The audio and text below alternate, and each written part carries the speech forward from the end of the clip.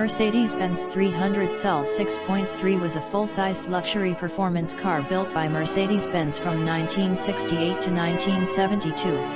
It featured the Mercedes powerful 6.3-liter M100 V8 from the flagship W100 600 limousine and installed in the 6-cylinder powered Mercedes-Benz 300 SEL W109 chassis, resulting in nearly 2-ton sports sedan with muscle car performance. At the time of its release, it was one of the world's fastest four-door cars.